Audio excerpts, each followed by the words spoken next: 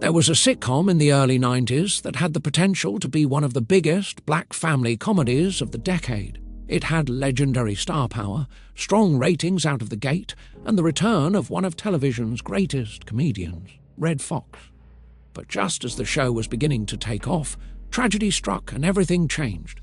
The show was The Royal Family, a series created by Eddie Murphy and starring two legendary entertainers, Redd Foxx and Della Reese.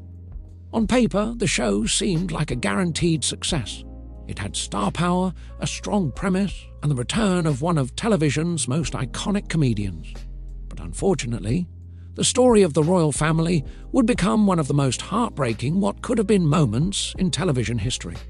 The show centered around Al and Victoria Royal, a retired couple living a peaceful life in Atlanta. Al, played by Redd Foxx, was the classic, grumpy grandfather figure with sharp comedic timing and a no-nonsense personality.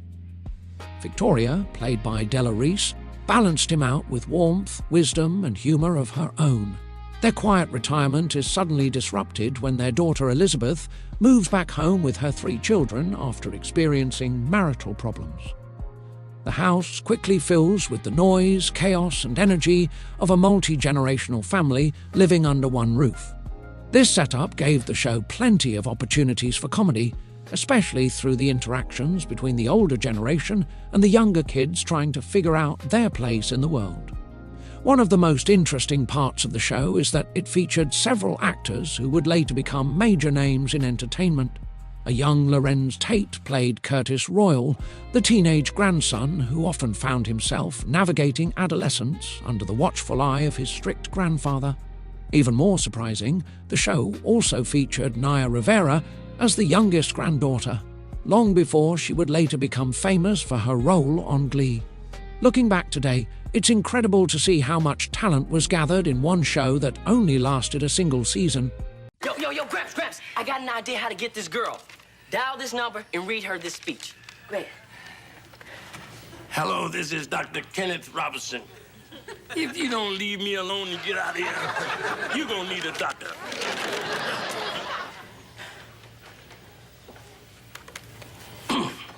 Hello.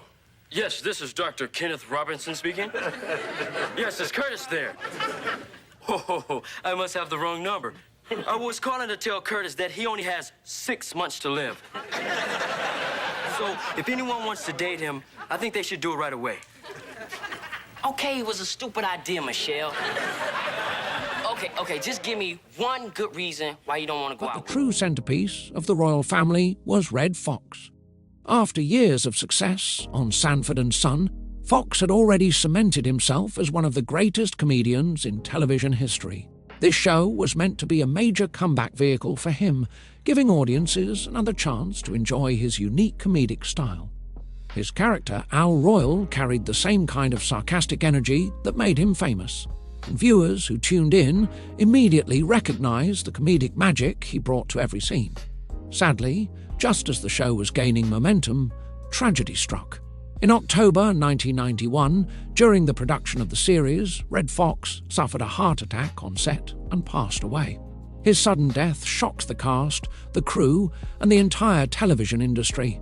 The show had been built around his presence, and losing him created a massive challenge for the production. The writers attempted to continue the series by shifting the focus toward Della Reese's character and introducing a new family member played by Jackie Harry. While Jackie brought her own strong comedic energy to the show, the loss of Foxx changed the dynamic completely. The series continued for a short time, but it was clear that the heart of the show had been lost. Without its central star, the chemistry and momentum that originally made the show exciting began to fade. Eventually, the network decided to cancel the series after just 1 season, leaving 2 episodes unaired. What started as a promising sitcom filled with legendary talent ended up becoming one of the most tragic short runs in television history. So the question today is, why doesn't the royal family get talked about the same way other sitcoms from that era do? Part of the reason is simply its short lifespan. Shows that run for 5 or 6 seasons build a much larger cultural footprint. They have hundreds of episodes that can be replayed in syndication and introduced to new audiences over time. With only one season, the royal family never had the chance to fully establish itself in the way longer-running sitcoms did. Another factor is the tragedy that surrounded the show. Redd Foxx's passing changed the narrative of the series.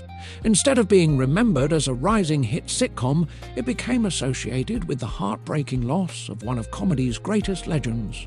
That shift in perception sometimes causes shows like this to fade quietly into television history rather than remain part of everyday pop culture conversations. But if you look at the ingredients the show had, it's hard not to imagine what could have been. With Eddie Murphy behind the scenes, Redd Foxx and Della Reese leading the cast, and young talent like Lorenz Tate and Naya Rivera growing into their careers, the show had the potential to become a major part of 1990s television. It could have easily lasted 5 or 6 seasons, becoming one of those family sitcoms people still quote and revisit today. Even though its run was short, the royal family still deserves its flowers. It represented a moment when multiple generations of black entertainment legends came together in one project. It showed the comedic brilliance of Redd Foxx one more time and introduced audiences to rising stars who would later make their own mark in Hollywood. Sometimes the most fascinating shows in television history aren't the ones that lasted the longest. Sometimes they're the ones that leave you wondering what might have happened if circumstances had been different.